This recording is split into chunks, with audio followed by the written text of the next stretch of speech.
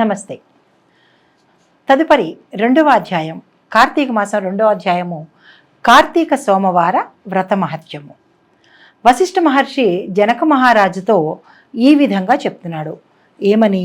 మహారాజా, మనస్సు చేత కానీ, వాక్కు చేత కానీ, లేదా కర్మ చేత కానీ చేసిన పాపాలన్నీ పోగొట్టే శక్తి ఒక్క కార్తీక మాసానికే ఉంది.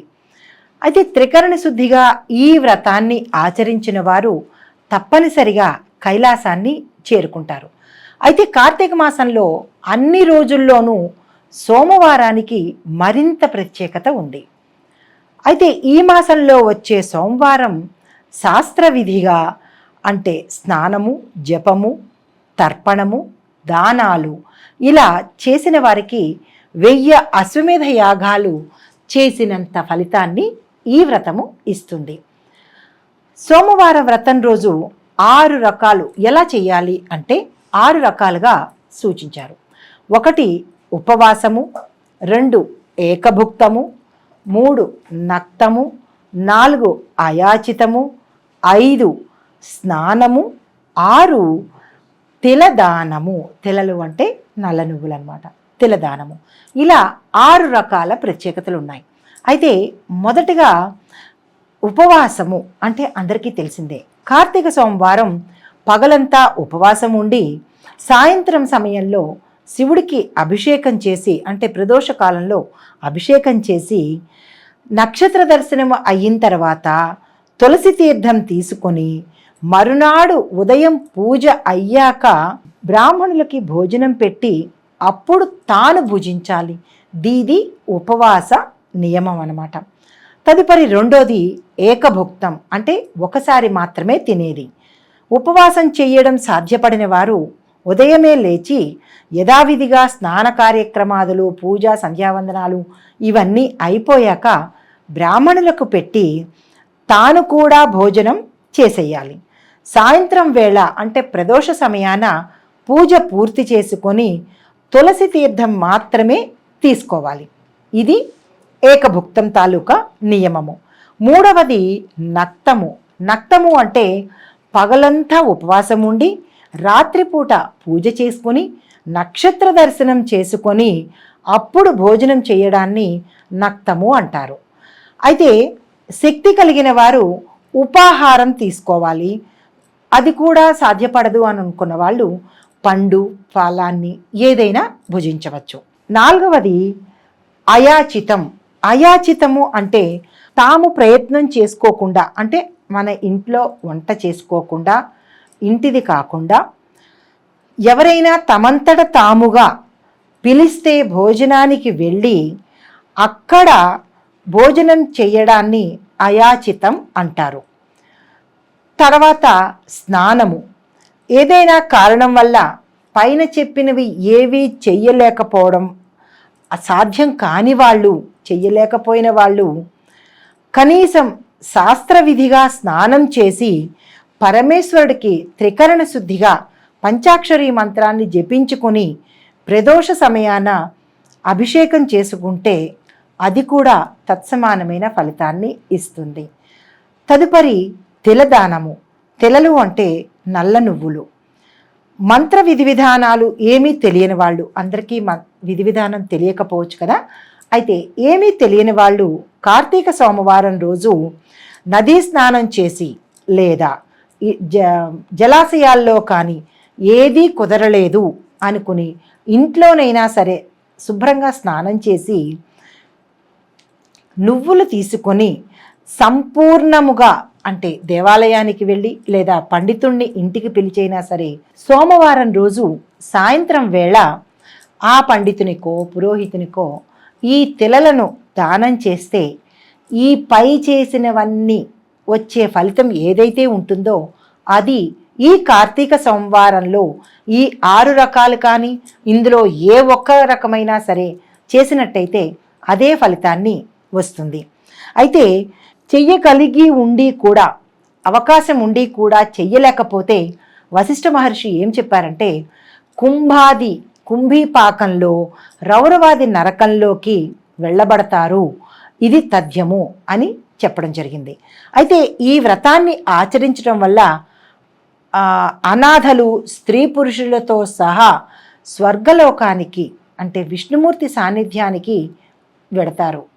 అయితే సోమవారం రోజున పగలంతా ఉపవాసం ఉండి రాత్రి నక్షత్ర దర్శనం తర్వాత కనుక భోజనం చేస్తే వారు తప్పనిసరిగా శివ సాయుధ్యాన్ని పొందుతారు. అయితే ఈ కార్తీక సోమవార వ్రతాన్ని దాని యొక్క మహత్యాన్ని వివరించేందుకు ఒక చిన్న కథ ఉంది. అది వశిష్ఠుల వారు జనక మహారాజుకి మన కోసం వివరించిన కథ అన్నమాట. అయితే పూర్వం కాశ్మీర దేశంలో ఒక బ్రాహ్మణుడు ఉండేవాడు. అతనికి పురోహిత వృత్తి చేసుకుంటూ ఏదో కాలక్షేపం చేస్తున్నాడు. అతనికి కుటుంబ భారం మోయడం చాలా కష్టంగా ఉండేది. అయితే వివాహమైన చాలా కాలం తర్వాత ఒక ఆడపిల్ల జన్మించింది. ఆమె చాలా చక్కని అందగత్తె.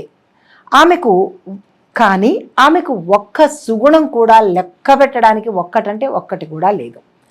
పరమ గయ్యాళితనము, చిన్నప్పటి నుంచే కాముకురాలు. బాధ్యత ప్రకారం తండ్రి ఏం చేశాడు, యథావిధిగా పెళ్లి చేయాలి కదా యుక్త వయసు వచ్చిన తర్వాత. అప్పుడు సౌరాష్ట్ర దేశానికి చెందిన మిత్రవర్మ అనే బ్రాహ్మణుడికిచ్చి వివాహం జరిపించాడు. మిత్రవర్మ మంచి సుగుణ సంపన్నుడు, ఆచారం కలిగినవాడు, నిత్యం భగవన్నామ స్మరణ చేసుకునేవాడు, సహృదయుడు, భూతదయ, ఇలాంటి మంచి మంచి గుణాలు కలిగినవాడు. ఆమె సర్వ దుర్గుణ సంపన్నురాలు, ఈయన సర్వగుణ సంపన్నుడు. ఇంత ఉత్తముడైన భర్తకి నిష్ఠూర ఏం చేసేది, ప్రతిరోజు ఈ ఉత్తముడైన భర్తని కొట్టడము, తిట్టడము, అత్తమామల్ని హింసించటము, వారికి సరియైన భోజనం పెట్టకపోవడము, చద్దన్నం పెట్టడము, ఇట్లాంటి పరమ నికృష్టమైన కార్యక్రమాలు పేరుకు తగ్గట్టుగా ఈమె చేస్తూ ఉండేది. అయితే చాలా గయ్యాళితనం ప్రదర్శించేటప్పుడు ఒకసారి భర్త చెప్పాడు, ఇది మార్చుకో, ఇది చాలా ఇబ్బందులకి గురి చేస్తుంది అని హెచ్చరించాడు. అయినప్పటికీ ఆమె వినేది కాదు. ఇంకా చేసేదేమీ లేక భర్త సర్దుకుపోవడం, అత్తమామలు కూడా మారు మాట్లాడకుండా సర్దుకుపోవడం చేస్తుండేవారు. అయితే ఈ విపరీత ప్రవర్తన కలిగిన ఈ నిష్ఠూర ఊరి ప్రజలందరి చేత ఆమెను కర్కశ అని పిలుస్తుండేవాళ్ళు. అంటే అతి కర్కశమైన మనస్సు కలిగినది అని అర్థం అనమాట. ఈమెను కర్కశ అని పిలుస్తుండేవాళ్ళు. అయితే ఈమెకు మరొక దుర్గుణం కూడా ఉండేది. పరపురుషుల యొక్క సాంగత్యం ఎక్కువగా చేస్తూ ఉండేది. వారు తెచ్చిన దుస్తులు, హారాలు ధరించుకుని చెడు ప్రవర్తనతో తిరుగుతూ ఉండేది. ఏదైతే ఒక ఇల్లాలు చెయ్యకూడదో ఆ పనులన్నీ చేస్తూ ఉండేది. అయితే ఒక రోజున ఆమె తన ప్రియుడితో ఉంటుండగా అతను ఏం చెప్పాడు, నీ భర్త వల్లే మనం ప్రతిరోజు కలుసుకోలేకపోతున్నాం కాబట్టి నీ భర్తను హతమార్చాల్సిందిగా చెప్పాడు. అయితే ఈమె కన్ను మిన్ను కానకుండా, ఉచ్చం నీచం తెలుసుకోకుండా, ఒక రకమైన దుష్ప్రవర్తనతో ఆమె ఏం చేసిందంటే భర్తని విచక్షణారహితంగా జ్ఞానశూన్యురాలై పరమ నికృష్టమైన చేష్టలతో భర్తని చంపేసి ఆ శవాన్ని తనే మోసుకు వెళ్ళి ఊరి చివర ఉన్న పాడుపడిన బావిలో వేసేసింది. అయితే అత్తమామలు అవేమీ తెలిసి కూడా ఏమీ తెలియని వారిలాగా ఇల్లు వదిలి వెళ్ళిపోయారు. దీంతో నిష్ఠూరకు మరింత స్వేచ్ఛ కలిగింది. ఏ ఆటంకం లేకపోవడం వల్ల నిష్ఠూరం విచ్చలవిడిగా ప్రవర్తిస్తూ ఉండేది. తన అందాన్ని ఎరవేసి పరపురుషులను ఆకర్షించేది. మాయమాటలతో సాటి స్త్రీలను కూడా ఈమెలాగానే తయారు చేస్తూ ఉండేది. అయితే పతివ్రతలు కాపురాల్లో చిచ్చులు పెట్టి ఘోరమైన అపరాధాలను చేస్తూ ఉండేది. క్రమక్రమంగా ఆమెకు వయసు మీద పడి ఉన్న అందం తగ్గిపోయి, దీంతో పాటు ఆ పరపురుషులు ఈమెను ఆకర్షించకుండా ఈమెను నిర్లక్ష్యం చేస్తూ ఉండేవారు. అయితే సంపాదన లేకపోయింది. సంపాదన లేదు, విలాసవంతమైన జీవితం లేదు, శరీరం పూర్తిగా వ్యాధులతో నిండిపోయి ఉంది. ఆమెతో పాటు అనేక మంది సుఖాలు అనుభవించిన స్త్రీలు కూడా ఏ ఒక్కరూ ఆమెను ఇప్పుడు కన్నెత్తి చూడడం కూడా మానేశారు. అయితే రోజురోజుకి ఆమె మరింత కృంగిపోతూ మానసికంగా వ్యధపడుతూ కట్టుకోవడానికి వస్త్రం లేక, తినడానికి తిండి లేక అత్యంత దయమైన స్థితిలో నికృష్టమైన జీవితాన్ని అనుభవించేది. ఇలా అనేక బాధలు పడుతూ ఒక రోజున ఆమె అనాథగానే మరణించింది. ఆమె శవానికి అంత్యక్రియలు చేయడానికి కూడా ఎవ్వరూ ముందుకు రాలేదు. అయితే యమదూతలు ఆమెను నరకానికి తీసుకువెళ్ళి యమధర్మరాజు గారి ముందు హాజరుపరిచారు. ఆమె చేసిన పాపాలకు గాను యముడు అత్యంత కఠినమైన శిక్షలు విధించాడు. ఆమె కూడా భూలోకంలో ఇట్లానే ప్రవర్తించింది కదా, దానికి తగ్గట్టుగా యమధర్మరాజు విపరీతమైన కఠినాతి కఠినమైన శిక్షలను వేశాడు. అయితే ఎలాంటి శిక్షలు అంటే, ఎర్రగా కాల్చిన ఇనప స్తంభాలకు ఆమెను కట్టేశారు, ఇనప గదలతో కొట్టి హింసించారు, సలసలా కాగుతున్న నూనెలో పడవేసి వేయించారు, సీసం కరిగించిన ఆ సీసాన్ని నోటిలోనూ చెవుల్లోనూ పడవేశారు, కుంభీపాకంలో వేసి ఆమెను నరక చిత్ర హింసలు పెట్టేవారు. అక్కడ ఇనుప ముక్కలు కలిగిన కాకులతో ఈమెను పొడిపించేవారు. తేళ్ళు, జెర్రులు, పాములు కలిసి ఈమె శరీరాన్ని కుట్టేవి. ఇలా ఎన్నో రకాలైన హింసలను యమలోకంలో యమధర్మరాజు ఈమెకు శిక్షలు విధించాడు. ఆ తర్వాత ఆమె చేసిన పాపాలకు గాను తర్వాత 10 తరాల వాళ్లకు ఇప్పుడు చూసారా అండి, మనం చేసిన పాపాలు లేదా మన పితృదేవతలు చేసిన, అంటే మన పైతరం వాళ్ళు చేసిన పాపాలు మనకి చెందుతాయి. వారి యొక్క ఆస్తులే కాదు సుమా, వారి పాపాలు కూడా మనకి దక్కుతాయి. అందుకే అంటారు, తెలిసి కానీ తెలియక కానీ పాపాలు చేస్తే అటేడు తరాలు ఇటేడు తరాలు కూడా శిక్షలు అనుభవించవలసి వస్తుందన్నమాట. నరకలోకంలోనే శిక్షలు కాదు, వారు చేసిన పాపాలకి మన ముందు తరం వారు, మన తరం వారు కూడా శిక్షలు అనుభవించాలి. కాబట్టి మనం ఏ చెడు కార్యక్రమమైనా చేసేటప్పుడు, చెడు పని తలపెట్టేటప్పుడు మన గురించి, మన పై వాళ్ళ గురించి, మన తర్వాత వాళ్ళకి గురించి కూడా ఒక్కసారి ఆలోచిస్తే చాలా మంచిది. మనం ఏ పాపాన్ని చెయ్యడానికి భయపడతాము. ఇది వాస్తవం, పురాణ వచనము. ఏదో ఆస్తులు వచ్చినట్టు పాపాలు రావు అని అనుకోవడం చాలా తప్పు. మన ఋషులు మనకి అందించిన ఒక పెద్ద సంస్కారము, సంస్కృతి అన్నమాట. కాబట్టి తగు జాగ్రత్తతో వ్యవహరించవలసింది. ఇంకా కథలోకి వెడితే, నరకంలో శిక్షలు అనుభవించిన ఈమె 15 సార్లు భూమి మీద కుక్కగా జన్మించింది. అయితే ఈ కుక్కగా జన్మించిన ఈమె కాదు, ఈమె వంశీకులు కూడా, ఆమె పైతరం వారు, ఆమె కింద తరం వారు కూడా ఇదే జన్మను తీసుకున్నారు. అయితే ఆమె ఏం చేసింది, అలా కుక్క జన్మ ఎత్తి తిరుగుతూ అక్కడ ఇక్కడ అందరి చేత చీకొట్టించుకుంటూ, తిన్నప్పుడు తినక, లేనప్పుడు ఉండి, ఇట్లాగా ఆమె జీవనాన్ని కొనసాగిస్తోంది. అయితే ఒకానొక రోజు ఒక సద్బ్రాహ్మణుడు కార్తీక మాస వ్రతము ఆచరించి ఏకభుక్తం ఉండి ఆయన ఏం చేశారంటే, ఆ ప్రసాదాన్ని ఇంటి ముందు ఉన్న బలిపీఠం దగ్గరకి ఆ ప్రసాదాన్ని ఉంచి ఆయన, ఆ బ్రాహ్మణుడు లోపలికి వెనుతిరుగుతుండగా, అదే సమయంలో ఈ నిష్ఠూర కర్కశ ఈమైతే ఉంది కదా, ఆమె కుక్క రూపంలో ఉండి ఆ స్వామివారి ప్రసాదాన్ని ఆరగించింది. ఎప్పుడైతే ఈ కార్తీక మాసం రోజు సోమవారం నాడు వ్రతనిష్టతో ఉన్న ఈ బ్రాహ్మణు యొక్క భోజనం తిన్నదో, ఆమెకి తన పూర్వజన్మ వృత్తాంతం గుర్తొచ్చి ఆమె వెంటనే మానవ భాషలో ఓ బ్రాహ్మణోత్తమ అని పిలిచింది. వెంటనే ఈ బ్రాహ్మణుడు తత్తరపడి ఎవరు నన్ను పిలుస్తున్నారు అని వెనక్కు తిరిగి చూశాడు. ఎప్పుడైతే ఈయన వెనక్కి తిరిగి చూశాడో, ఓ బ్రాహ్మణోత్తమ, నేనే పిలుస్తున్నాను అని పిలిచి, నాకు ఈ జ్ఞానం ఎందువల్ల కలిగింది, నేను మానవ భాషలో ఎలా మాట్లాడగలుగుతున్నాను, నాకు పూర్వజన్మ జ్ఞానం కూడా కలిగింది అని ఆ బ్రాహ్మణోత్తమునితో చెప్పింది.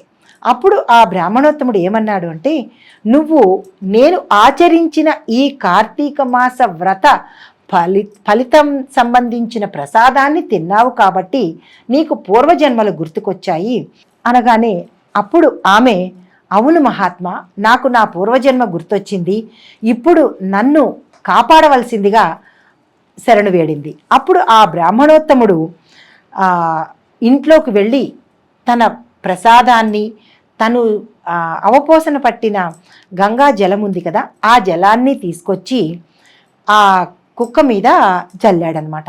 అప్పుడు ఆమె దివ్య దృష్టితో, ఆ బ్రాహ్మణోత్తముడు దివ్య దృష్టితో ఈమె యొక్క వృత్తాంతాన్ని మొత్తం చెప్పాడనమాట. కార్తీక సోమవారం ప్రదోష కాలంలో బ్రాహ్మణుడు విడిచిన బలి అన్నాన్ని తినడంతో ఆ కుక్కకు కొంతవరకు పాపాలు తొలగిపోయాయి. బ్రాహ్మణుడని గ్రహించుకున్నాడు. అయితే కుక్క కూడా తన పాపాల నుంచి పూర్తిగా విముక్తి పొంది మోక్షాన్ని ప్రసాదించమని వేడుకొన్నది.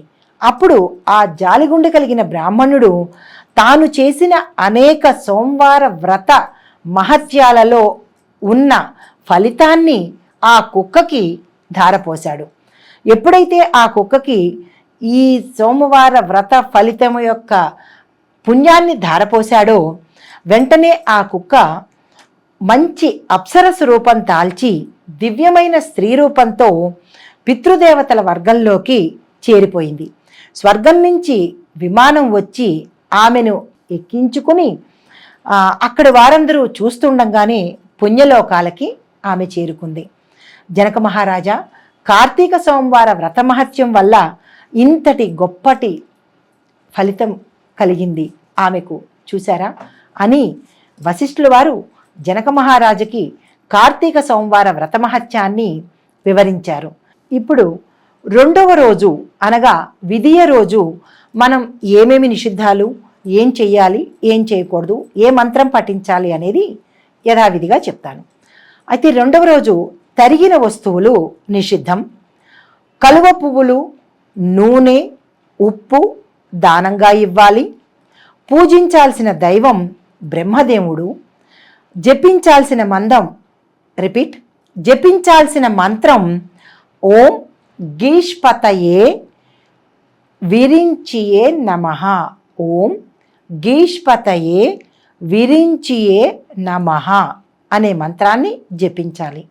దీనివల్ల మనకు వచ్చే ఫలితము మనస్సు నిలకడగా ఉంటుంది. తెలిసింది కదా. రెండవ రోజు ఏమేమి దానం ఇవ్వాలి, ఏమేమి నిషేధించాలి, ఏ మంత్రం చదవాలి, ఏ మంత్రం వల్ల మనకి ఏమి వస్తుంది అనేది. నమస్తే అండి.